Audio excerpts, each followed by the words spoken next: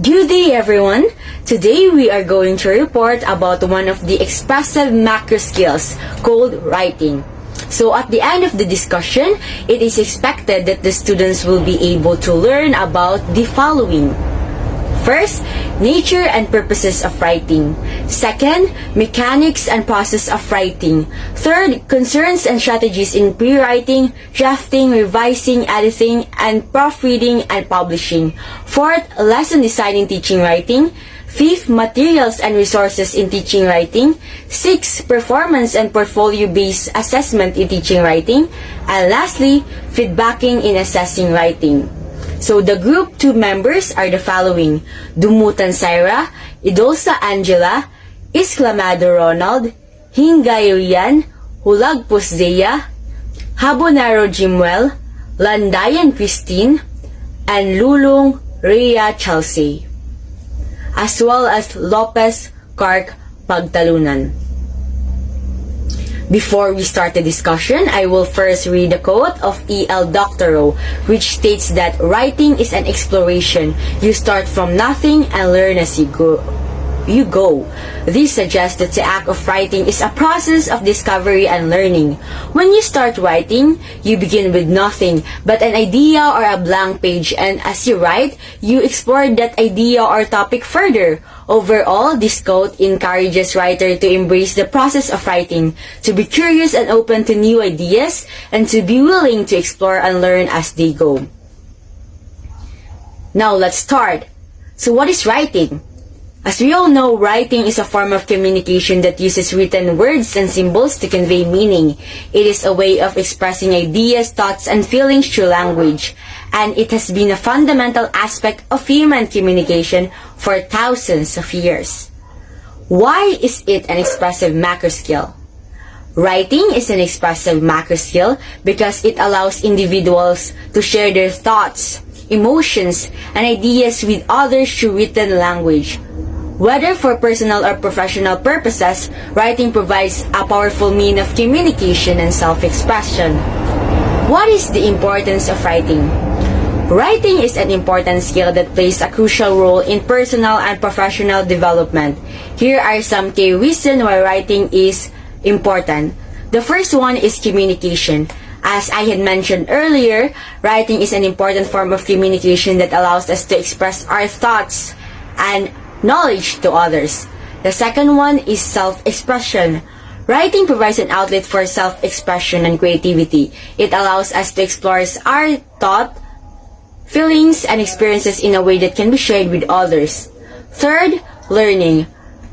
Let us remember that writing is also an important tool for learning and education. It helps us to clarify our ideas and thoughts and better understand complex concepts. And last but not the least, documentation. Writing serves as a means of documentation and record keeping. It allows us to record our experiences, thoughts, and ideas and to share them with others. Now that you have a brief overview about writing, we will now formally start our discussion. The first topic will be discussed by Maxine Hulagpos. Zia? Good day everyone. Today I am going to report about the nature and purposes of writing. So, our view on the nature of writing influences the way we approach the teaching, learning process in our classroom. Writing is a medium of communication that represents language through the inscription of signs and symbols. Let us also remember that writing is a productive skill that urges the writer to carry out the meaning or messages in the written form. It is also a complex process that involves mastery on almost all language levels: morphology, syntax, semantics, pragmatics, and discourse. Writing is usually learned through systematic instruction. The first one is formally or in school, and the second one is informally taught by parents at home. Writing skill emphasizes well-formedness. To produce a good writing, one must have good meta-linguistic knowledge, especially about grammar or a particular language. So what is the purposes of writing? Purpose is the goal or aim of a piece of writing, to express oneself, to provide information, to persuade, or to create a literary work. The first one is called expressive writing. Its main purpose is to make connections to others and to contribute to human thought and culture and to establish and deepen human contact. Examples of these are emails, Facebook, Twitters, blogs, and other social networking sites. The second one is persuasive writing. The writer's goal is to change the mind of the reader, or at least to get the reader to question their position in a debate and consider the writer's position of view. Examples of these are essay, research papers, and presentations. The third one is informative writing. This type of writing is clear, accurate, organized, thorough, and above all fair. Examples of these are newspaper articles, almanac entries, and reference books. The last one is literary work, which is a form of writing that is not a composition-style writing but with the purpose to entertain more than to inform. Examples of these are novels, plays, and poems. Thank you so much for listening. Now let's proceed to the mechanics and process of writing, which will be reported by RONALD ESCLAMADO. Good day everyone, my name is Ronald John P. ESCLAMADO, and today we're going to discuss the mechanics of writing. So writing in the second language begins in understanding the writing system and the mechanics of writing. For our learners who may have to negotiate between their mother tongue, which is not necessarily Filipino, and English as their secondary language, this requisite in learning to write can be daunting. Allstein lists the following mechanics of writing. So the first one is letter recognition. Letter recognition is the ability to distinguish a letter from the other letter in the alphabet and is a foundation in learning to read and write the language. For example, a Filipino learner who has memorized the alphabet song may not necessarily know the symbol of each letter when it is removed from its regular sequence. So letter recognition is the ability to identify and distinguish between different letters of the alphabet. It is a fundamental skill that children needs to learn in order to become successful readers and writers. In order to recognize letters, children must be able to visually distinguish between the shapes and features of each letter. They must also learn to associate the sound or sounds that each letter makes with the written symbol. There are several factors that can influence a child's ability to recognize letters. This includes exposure to print materials such as books, labels, and signs, as well as the quality and frequency of instructions in letter recognition. There are many activities that can help children develop letter recognition skills, such as letter matching games, letter tracing activities, and alphabet puzzles. Children may also benefit from exposure to a variety of print materials that includes a range of letter styles and fonts. Letter recognition is an important foundation skills for reading and writing. Without this skill, children may struggle to understand the relationship between sounds and written words, which can hinder their overall literacy development. By providing children with a supportive and stimulating learning environment that focuses on letter recognition, educators and parents can help to lay the groundwork for successful literary development. And for the second one is letter discrimination. So letter discrimination is the ability to distinguish similar looking letters like B and D, or letters like 1 and F.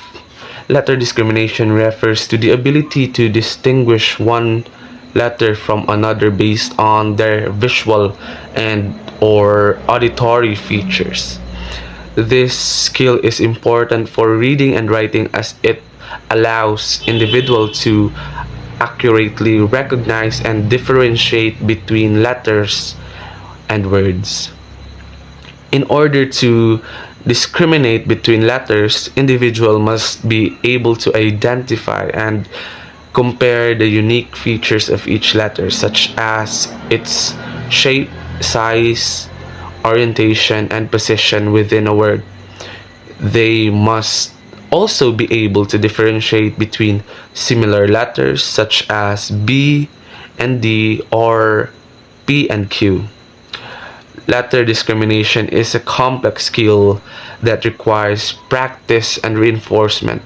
Activities that help develop letter discrimination skills include letter sorting games, letter matching activities, and letter identification tasks. Having a strong letter discrimination skill is crucial for developing strong reading and writing skills as it allows individuals to accurately decode and comprehend written text by providing opportunities for individuals to practice and develop their letter discrimination skills. Educators and parents can help support the development of strong literary or literacy skills. Another one is the sound to letter correspondence.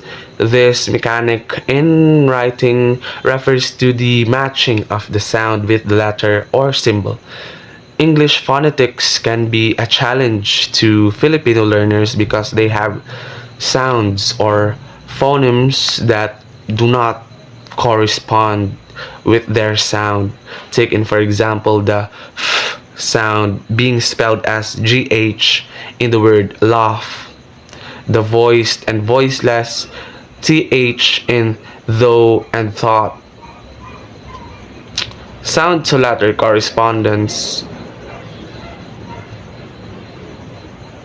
refers to this relationship between spoken words and the written letters or letter combination that represent those sounds in written language. This relationship is fundamental to reading and writing as it allows individuals to accurately decode and encode written words. In order to understand sound to letter correspondence, individual must be able to associate the sound of spoken language with the corresponding letters or letter combination. For example, they must understand that the sound B is represented by the letter B, while the sound sh is represented by the combination of ASH. Developing sound to letter corresponding skills requires practice and exposure to a variety of written texts. Activities that may help individuals develop these skills include phonics instructions, word decoding tasks, and phonic awareness activities. Having strong sound to letter corresponding skills is essential for developing strong reading and writing abilities as it allows individuals to accurately and efficiently read and write words. By providing opportunities for individuals to practice and develop their sound to letter corresponding skills, educators and parents can help support the development of a strong literacy skill. The next one is word recognition. The complex sound to letter correspondence often result in the learner's problem in words recognition, which is the ability to quickly identify and read the written word. Word recognition refers to the ability to recognize and read words quickly and accurately without having to sound out each individual letter or syllable. It is an important aspect of reading proficiency and fluency. In order to recognize words, individuals must be able to decode the letter and letter combination that make up each word, and then associate those sounds with the corresponding meaning. They must also have a strong vocabulary and knowledge of common words or common word patterns and structures. Word recognition can be developed through activities such as repeated readings, sight word instructions, and exposure to a variety of texts. Fluent readers are able to recognize words quickly and accurately, which allows them to read with greater speed and comprehension. Having strong word recognition skills is essential for developing strong reading abilities, as it allows individuals to efficiently and effectively read and comprehend written text by providing opportunities for individuals to practice and develop their word recognition skills. Again and again, educators and parents can help support the development of strong literacy skills. Basic rules of spelling. An effective writer demonstrates fluency in spelling, but to some of our learners, this could be a tedious task, especially if they have not mastered the first four of these mechanics. Basic rules of spelling is the principle and guidelines that governs the correct way of writing words in a language. These rules are based on the sound to letter correspondence, word patterns, and general conventions of the language. Some basic rules of spelling in English includes the use of letter I before E, except after C, or when sounding like as in neighbor or way. The use of Y as a vowel at the end of a word such as happy or try. The doubling of consonants before adding a suffix that begins with a vowel such as in run and running. The use of a or an before a word depending on the initial sounds such as a book and an apple. The use of a silent E at the end of a word to indicate a long vowel sound such as in cake and bake. Another example is the use of prefixes and suffixes to modify the meaning and spelling of the word such as un and able. Learning and applying basic spelling rules can be helpful for individuals to become proficient spellers and improve their overall literacy skills. However, it is important to note that the English language has many irregular spellings that do not follow these rules, which can make spelling challenging for learners of all ages. Aside from understanding the complex mechanics of writing our target language, we also need to learn the writing system itself, which according to Oshtein can be classified as either meaning-based or sound-based. Meaning-based system can be exemplified by the Chinese and the Japanese kanji, where the graphic character represent real word meanings. The sound-based system, like the English language, uses the alphabet where the symbol represents a sound. It is also crucial to know the writing system directions that affect the way learn. And aside from understanding the complex mechanics of writing our target language, we also need to learn the writing system itself, which according to Oshtein can be classified as either meaning-based or sound-based. Meaning-based system can be exemplified by the Chinese and the Japanese kanji, where the graphic character represent real word meaning. The sound-based system, like the English language, uses the alphabet where the symbol represents a sound. It is also crucial to know the writing system directions that affect the way we learn writing. Some languages are written in columns like the Chinese and Japanese, or from right to left like the Arabic, or from left to right like Filipino and English.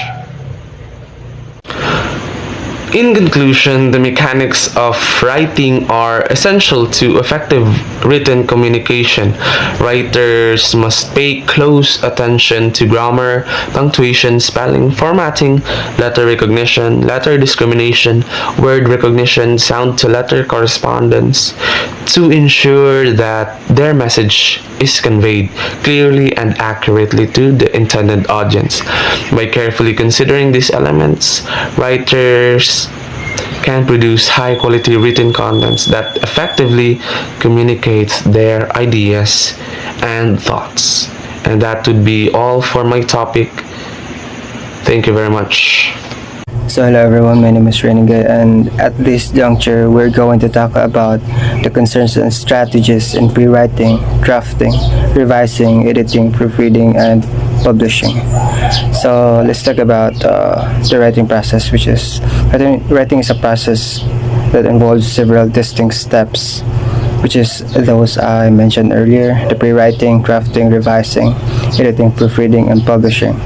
It is important for a writer to work through each of the steps in order to ensure that he has produced a polished, complete piece. The writing process is not always linear. A writer may move back and forth between steps as needed. For example, while you are revising, you might have to return to a pre-writing step to develop and expand your ideas. So let's talk about what is pre-writing. So pre-writing is a process that you go through before beginning to type out your paper. Pre-writing includes the following: critical reading, choosing a topic, note-taking, organizing your information, and analyzing information before you begin to write your draft. So let's talk about the concerns in pre-writing. There's three concerns in pre-writing. Number one is determine your purpose. The purpose of your writing is to perform a specific goal. Number two is analyze your audience, which is the audience is the primary reader of your document who reads it and takes action upon it. And number three is generate topic ideas. As a writer, you need to determine the topic and narrow it depending on the purpose and the target audience. So there's a lot of strategies in pre-writing, but let's get down into basics, which is number one is listing. Listing is a process, production of blood information within a short time by generating some broad ideas and then building on those associations for more detail with a bullet point list. Listing is particularly useful if your starting topic is very broad and you need to narrow it down. Number two is clustering. Clustering, also called mind mapping or idea mapping, is a strategy that allows you to explore the relationships between ideas. Number three is free writing. This is so common in every writers. It's just free writing is a process of generating a lot of information by writing non-stop in full sentences for a predetermined amount of time. It allows you to focus on a specific topic but forces you to write so quickly that you're unable to edit any of your ideas. Number four is looping. Looping is a free writing technique that allows you to focus your ideas continually while trying to discover a writing topic. So after you free write for the first time, identify a key thought or idea in your writing and begin to free write again with that idea as your starting point. So now let's talk about what is drafting. Drafting refers to actually writing the words of paper. As a part of writing process, you will write multiple drafts of your paper. Each rough draft improves upon the previous one. The final draft is simply the last draft that you submit. So there's also concerns in drafting, and drafting is the second stage of writing process, where you turn your outline ideas into the first draft of your story or essay. These outline ideas are formed during the pre-writing stage, which is the first step in a standard writing process, and it involves generating ideas, general organizing, and outlining. So again, there is also strategies in drafting, and start with free writing. This writing strategy lets ideas flow and helps brainstorm concepts to figure out what will be the crux of your piece early on in the process of writing.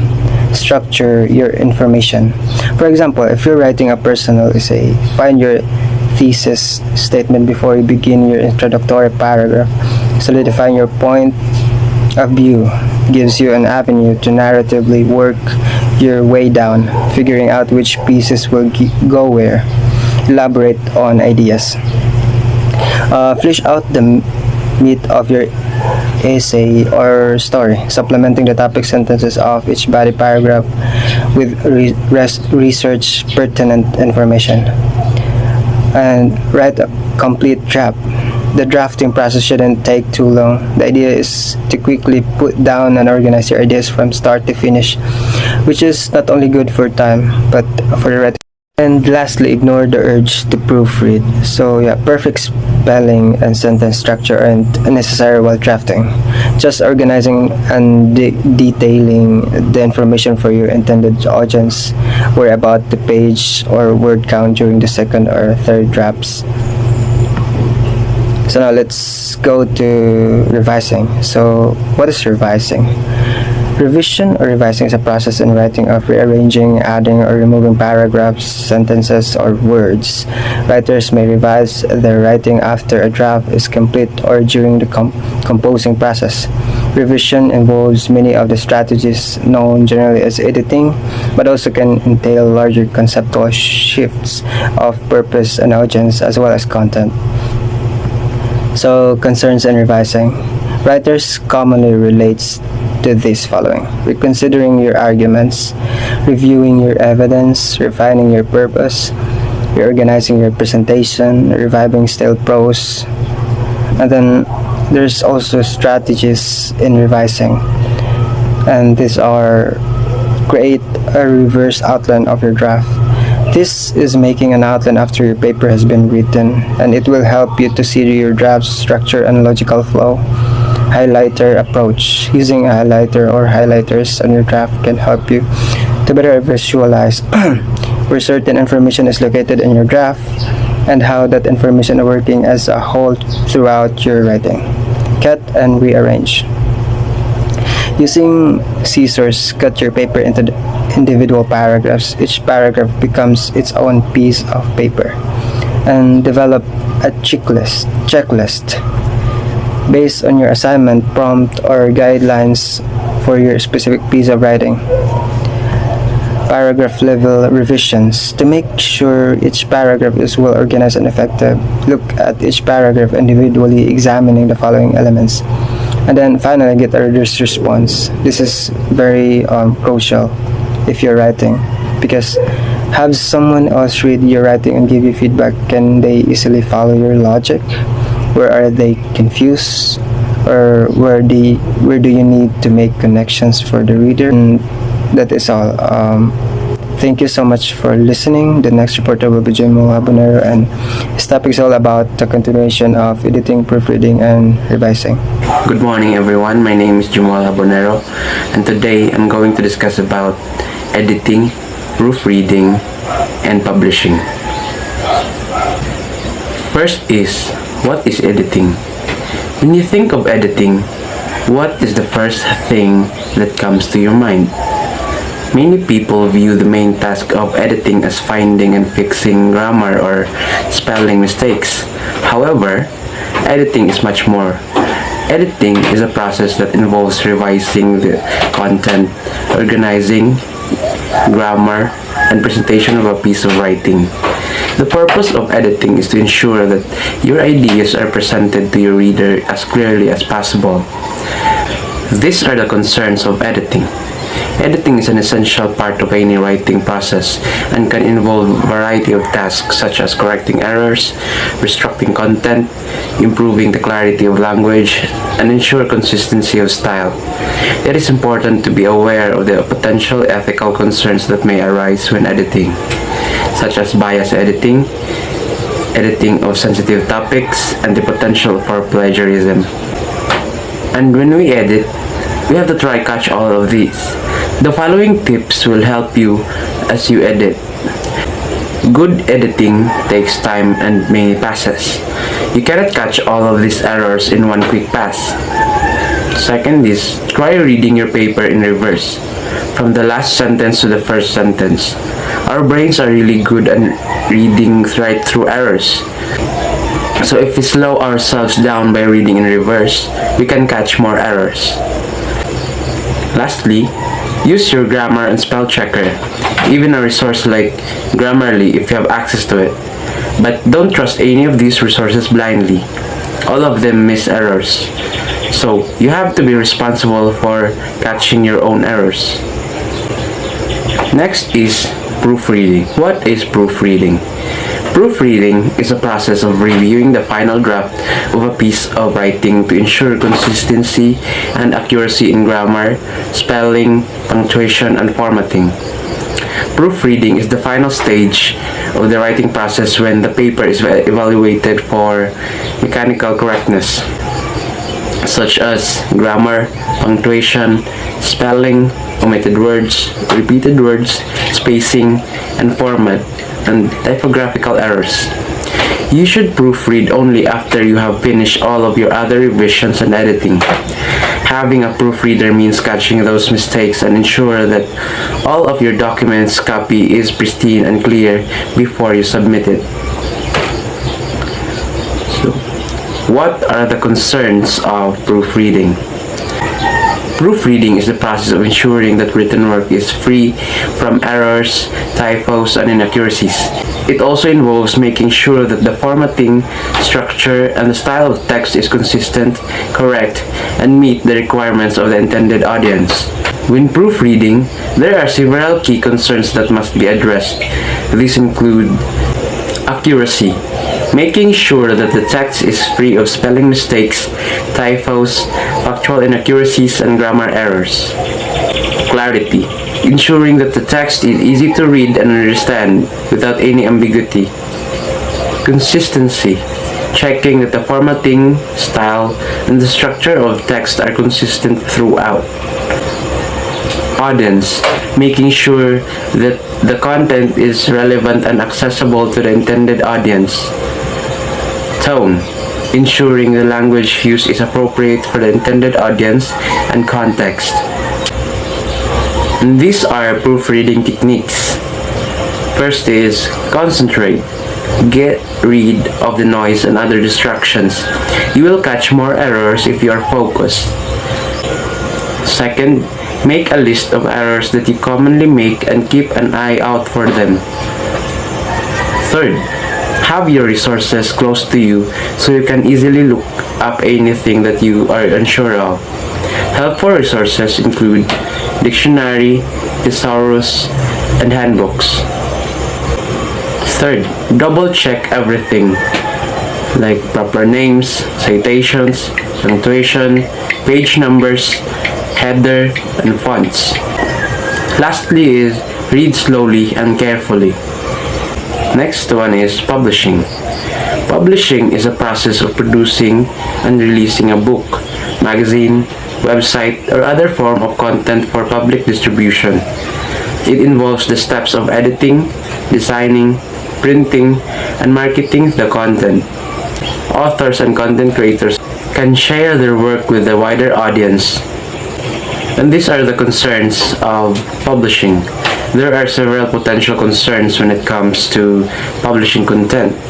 These include copyright issues, trademark issues, plagiarism, and libel. It is important to understand the law and regulations surrounding copyright and trademarks, and to ensure that any content produced is not infringing on the rights of another person or entity. Plagiarism is also a major concern, and it is important to make sure that any content produced is original and not copied from another source. Finally, libel. It is a serious issue, and it is important to make sure that no content is produced that could be considered libelous. And these are the strategies of publishing. Publishing your writing with a strategy in mind to ensure its success.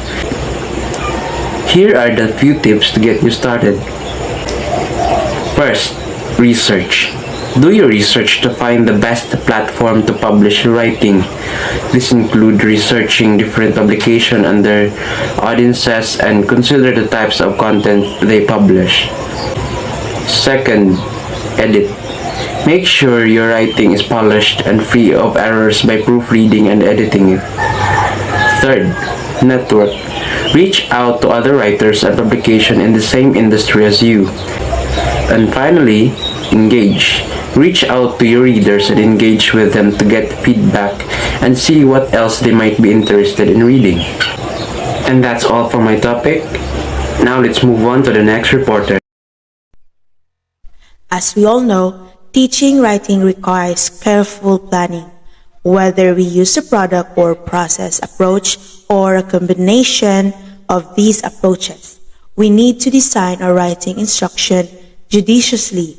Kroll, as cited in Weigel 2014, page 229, lists the essential tasks of a writing teacher. These are designing or implementing a syllabus, planning the individual class session, providing opportunities for writing, and responding to that writing. In designing the writing syllabus, we need to consider the following factors. A feasible scope of the writing. This requires us to think through the writing task by looking at the needs of our learners and their background.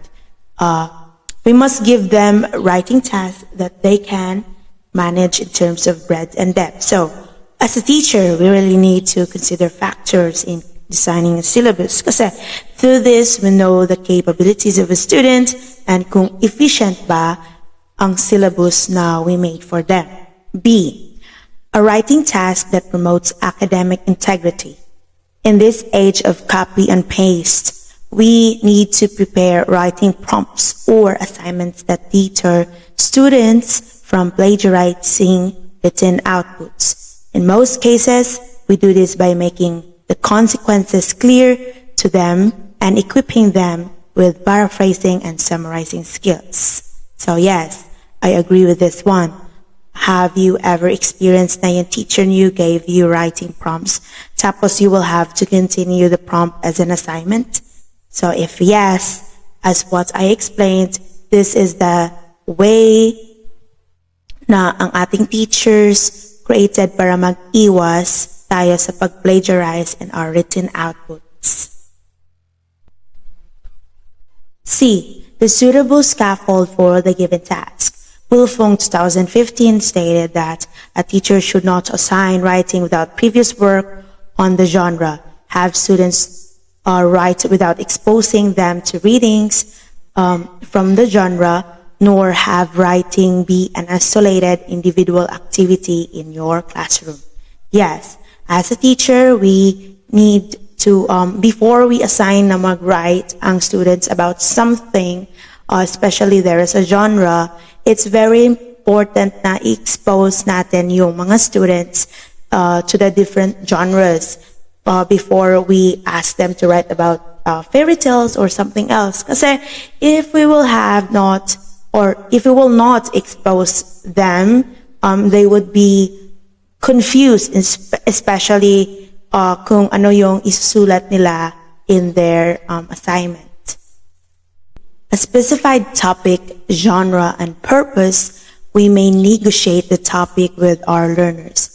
But to avoid frustration upon checking their outputs, we need to be clear in the genre and purpose that we want our students to write about.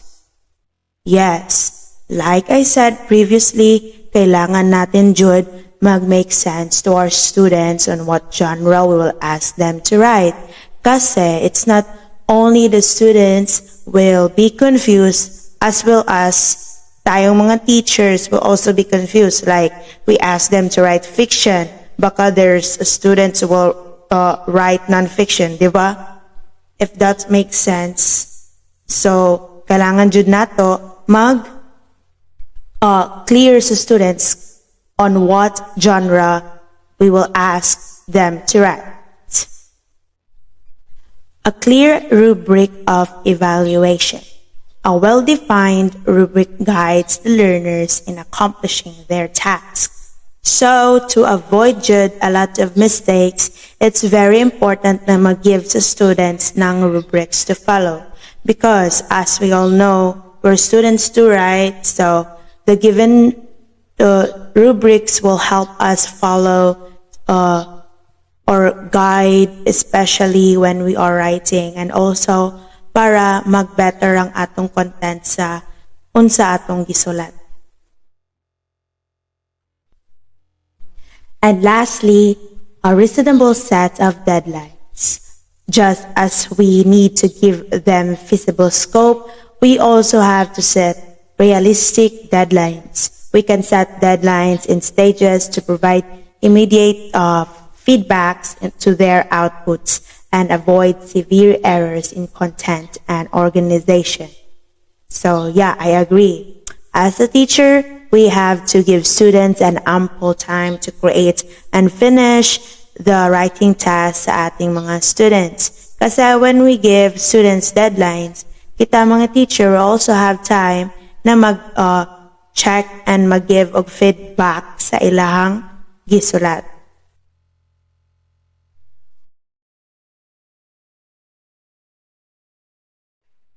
Factors to consider in writing syllabus. Writing teachers of intermediate and advanced learners must help students understand the relevance of writing, not only in fluency in the target language, but also in learning successful of other language.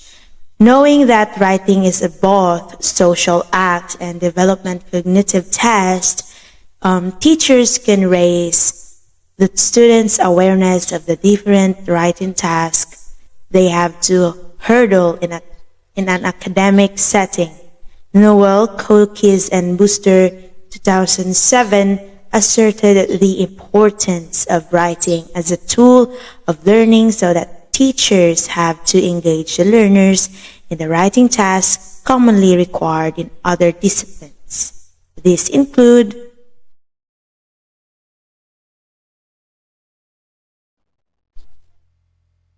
This highlights the importance of engaging learners in writing activities to develop their skills. Examples of engaging writing activities are provided for beginners, such as tracing letters and using body movements to describe a letter or spell a word. This suggests that spelling should be taught along with context-based vocabulary activities.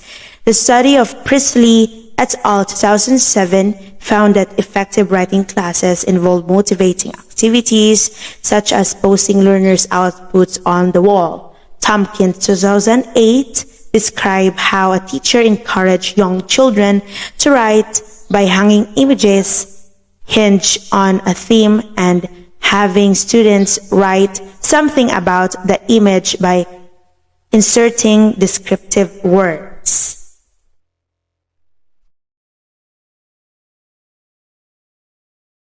It may be tempting to teach writing at an early stage using the product approach because it is easier to check and time efficient. However, experts like Tompkins 2008, Priestley et al. 2007, and Wilfong 2015 have strongly recommended the use of the process approach even at the earliest stage in the teaching of writing. They have proven the draft revised final output is less effective compared to the planned draft revise and rewrite process of writing. The recursive pattern of the process approach helps the learners to develop not only the habit of planning and organizing, but also the ability to monitor their own writing skills similar to the metacognition skill in reading.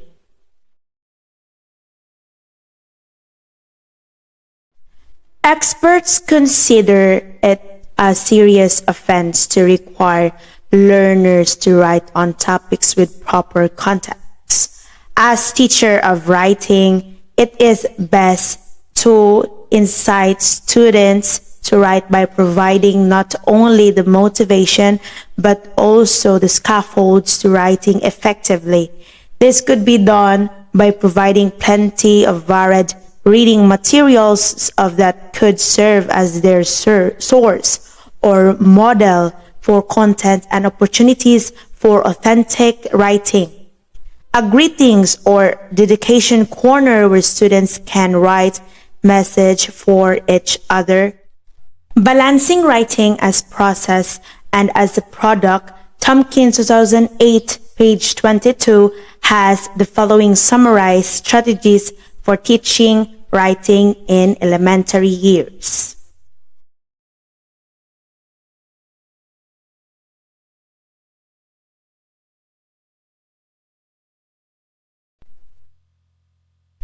Writing teachers of intermediate and advanced learners must help students understand the relevance of writing, not only in fluency in the target language, but also in learning successful other subjects.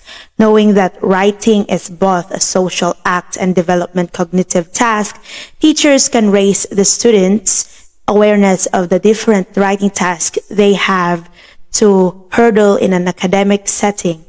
Newell, Cookies, and Booster 2007 asserted the importance of writing as a tool of learning so that teachers have to engage the learners in the writing task commonly required in other disciplines.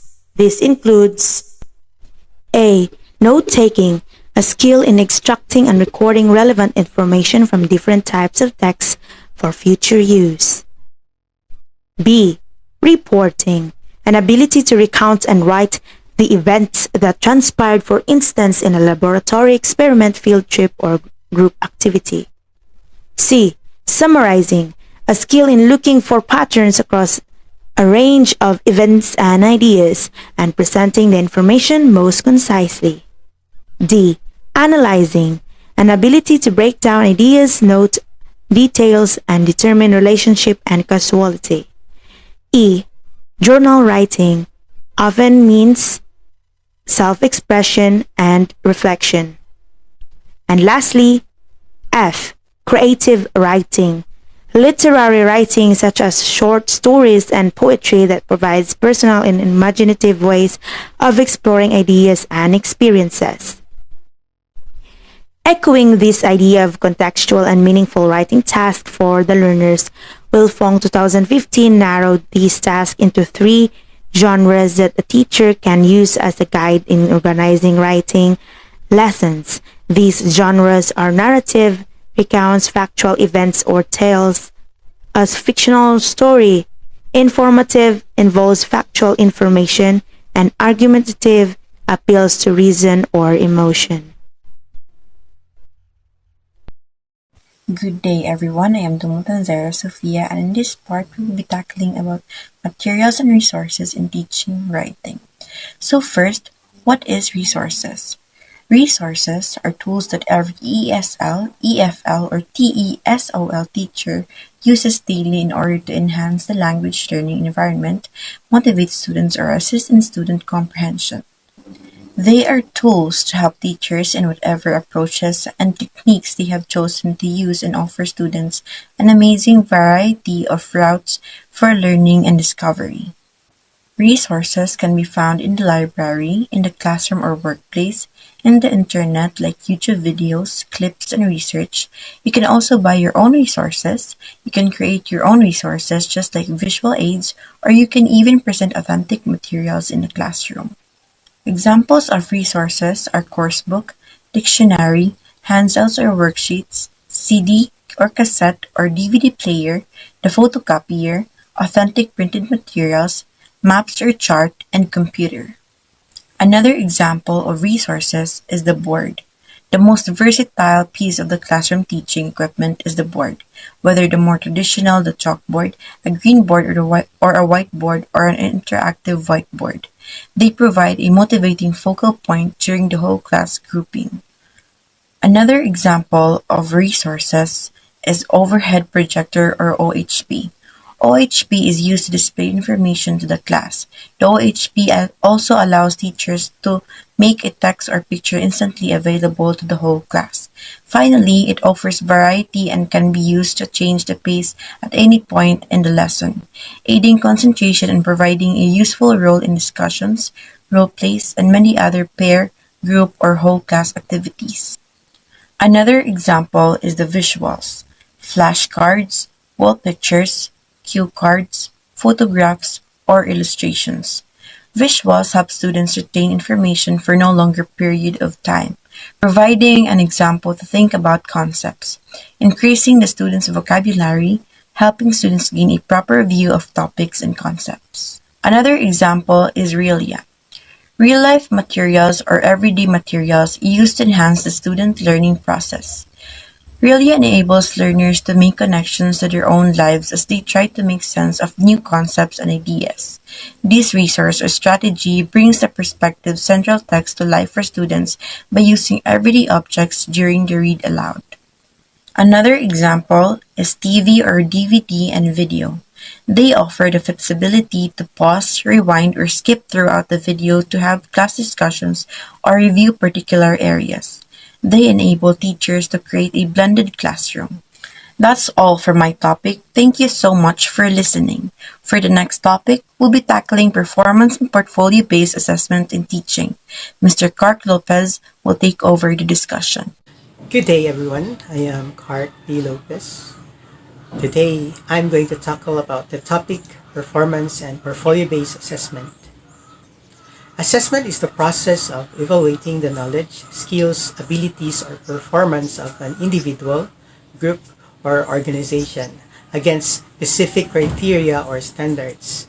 It involves collecting and analyzing information about an individual's or a group's strengths, weaknesses, and progress towards achieving learning goals or performance objectives. Assessment in writing refers to the process of evaluating students' writing abilities, skills, and knowledge against specific criteria or standards. The goal of writing assessment is to provide feedback to the student, teacher, or organization about the student's strengths, weaknesses, and progress towards achieving writing goals. Assessment in writing can take many forms, including formal tests, informal writing assignments, essays, portfolios, and standardized assessments. Assessment in writing may focus on a variety of writing skills such as grammar, vocabulary, organization, coherence, and style. Effective writing assessment requires clear criteria for evaluation and feedback that is specific, constructive, and timely. Writing assessment can help identify a student's need additional support or instruction to promote writing skill development and improve overall writing performance. Assessment in the context of teaching writing. Assessment is an essential part of teaching. It is critical for teachers to understand the different types of assessments available and how to use them effectively. There are several different types of assessments that teachers can use, and these can be categorized based on different criteria. First is the product versus process. Product-based assessment focus on evaluating the product of student learning such as essay, a project, or a presentation. These assessments measure the result of a learning activity and are usually summative in nature. On the other hand, process-based assessment focus on evaluating the steps that students took to arrive at the final product such as drafts, notes, feedback.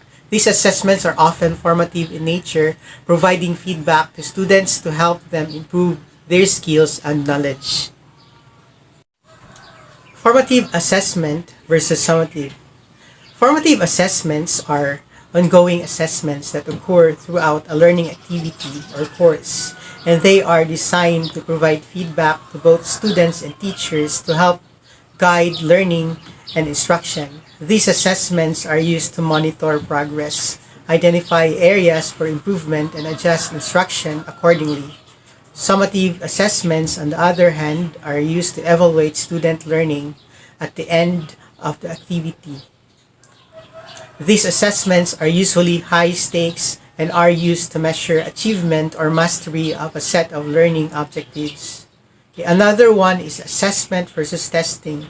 Assessment is a broad term that refers to the process of evaluating student learning, while testing is a specific type of assessment that involves administering standardized tests or quizzes. Testing is often used for summative assessments and is typically used to measure knowledge or skills in a specific subject or topic.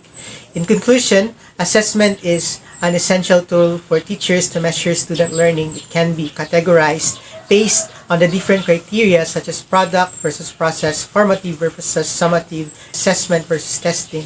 It is important for teachers to use a variety of assessment methods to accurately measure student learning and to provide constructive feedback to help guide instruction and promote student success. Now let's talk about how to assess writing. Assessing writing is an important part of teaching, and there are different methods that teachers can use to provide feedback to students. Here are some ways to assess writing using written comments, individual conferences, and recorded feedback.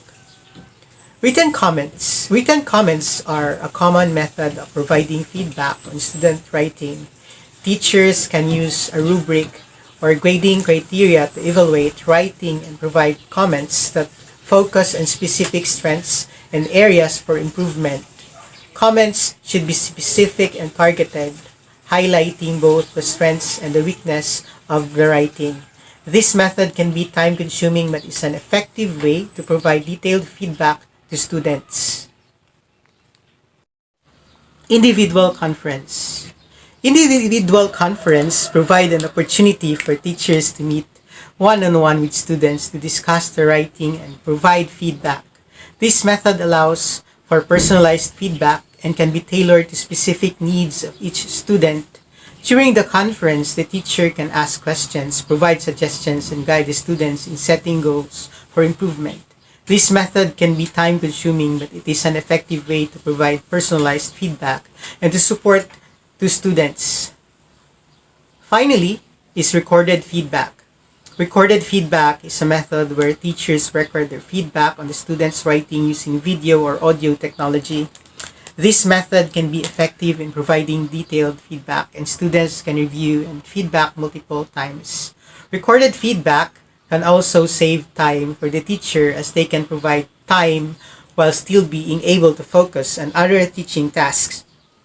However, this method may not be suitable for all students, as some may prefer face-to-face feedback or written comments. In conclusion, assessing writing using written comments, individual conferences, and recorded feedback are all effective methods for providing feedback to students. Teachers should choose the method that best suits their teaching style and the needs of their students, while keeping in mind the importance of providing specific targeted feedback that promotes student growth and learning. Now let us highlight the topic performance-based and portfolio-based assessment. When we talk about performance and portfolio-based assessment, these are two effective methods for assessing writing in the context of teaching. These methods allow teachers to evaluate students' writing skills and knowledge over a period of time, providing a more comprehensive understanding of student progress and growth. Performance-based assessment involves observing students as they complete a writing task or assignment. This method allows teachers to evaluate the quality of writing produced by the students in real time and provides immediate feedback to support learning. Examples of performance-based assessment in writing might include in-class writing assignments, timed essays, or writing prompts that challenge students to think critically and creatively. Portfolio-based assessment, on the other hand, involves collecting a range of writing samples produced by students over a period of time. These samples might include first drafts, revisions, and final products. Portfolios provide a comprehensive picture of a student's writing development over time and allows teachers to evaluate how students have progressed in their writing skills and knowledge. Portfolios can also be used to provide feedback to students and to help guide future writing instructions. When implementing performance and portfolio-based assessment in teaching writing, teachers should ensure that they are using clear criteria for evaluation and providing specific constructive feedback to students. Teachers should also use these assessments to guide future instruction, identifying areas where students need additional support or instruction and adapting teaching strategies accordingly. Finally, teachers should involve students in the assessment process, encouraging them to reflect on their own writing progress and set goals for improvement. Now, let's talk about the topic, how to grade a written output. A rubric with the criteria, idea, organization, voice, sentence, fluency, and convention is a tool that is commonly used by teachers to assess and evaluate student writing. Here is a brief overview of each criteria. Idea. This criterion assesses the quality and relevance of the student's ideas. A strong idea criterion means that the student's writing is clear, focused, and engaging, while a weak idea criterion means that the writing lacks clarity, focus, and purpose. Organization. This assesses the structure and coherence of students' writing. A strong organization criterion means that the student's writing is well structured with clear and logical connections between ideas, while a weak organization criterion means that the writing is disorganized with ideas that are difficult to follow. Voice. This is a criterion that assesses the writer's unique perspective, personality, and tone. A strong voice criterion means that the student's writing is distinctive, confident, and engaging, while a weak voice criterion means that the writing lacks personality and is bland and unengaging. Sentence fluency. This criterion assesses the quality of the student's sentences, including their length, complexity, and variety. A strong sentence fluency criterion means that the student's writing flows smoothly with a varied and well-crafted sentences, while a weak sentence fluency criterion means that the writing is choppy and repetitive. Convention. This criterion assesses the accuracy and appropriateness of the student's spelling, punctuation, grammar, and formatting. A strong convention means that the student's writing is error-free, while a weak convention criterion means that the writing is riddled with errors that detract from the quality of the writing. When using this rubric to evaluate student writing, teachers should assign scores for each criterion, with higher scores indicating stronger writing skills. By providing specific feedback on each criterion, teachers can help students identify areas of strength and weaknesses in their writing and work towards improving their skills in each area. The rubric can also help teachers to grade writing assignments consistently and objectively, ensuring that each student's work is evaluated fairly.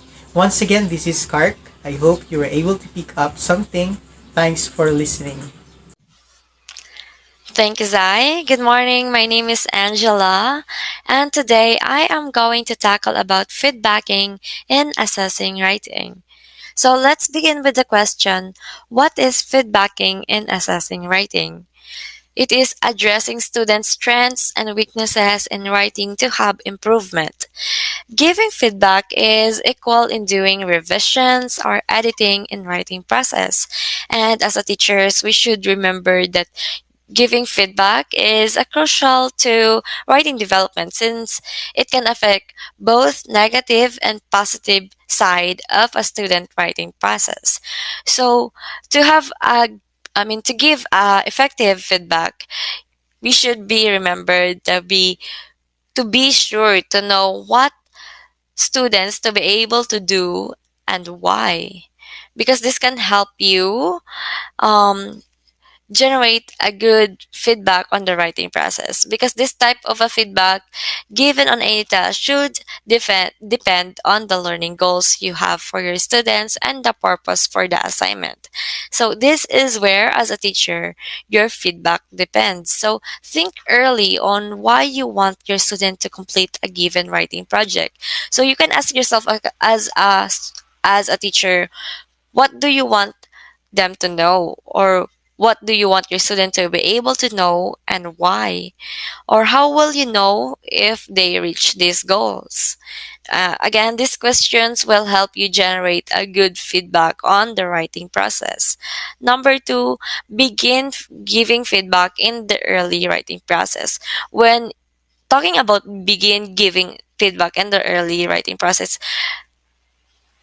giving feedback and almost and also is also talking to your students on how they are going to construct not just an effective content, a good content in the writing, but also good title. So give multiple types of feedback in early writing process. For example, talking with the students about their ideas, write written response on their drafts, have student response to their peers drafts, and other process.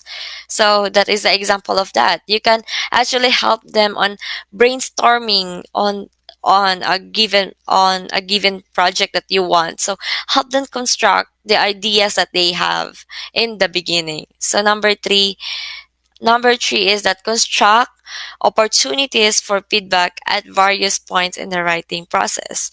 Structuring time for peers response and group workshops can be very effective way for students to receive feedback from other writers in the class and for them to begin to learn to revise and edit in their own writing. So students should have opportunities to receive feedbacks in their writing at the various stage in their writing process. So this doesn't mean that the teachers need to respond to every draft of a writing project. So let them explore.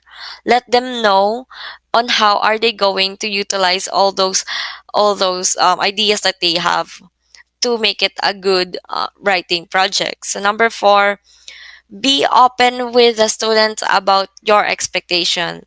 This is very important because students respond better to writing projects when they understand why the project is important and what they can learn through the process of completing it.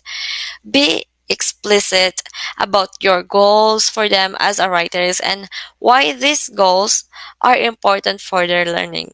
Like for example, as a teacher, give them a rubrics for grading of writing or whatever methods of assessment you choose.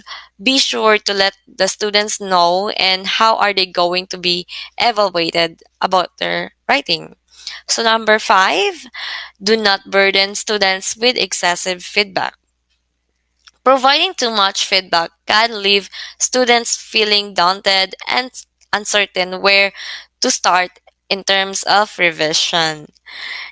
The instinct of a teacher, especially when we are really interested in students' writing, is to offer many comments and suggestions as we can.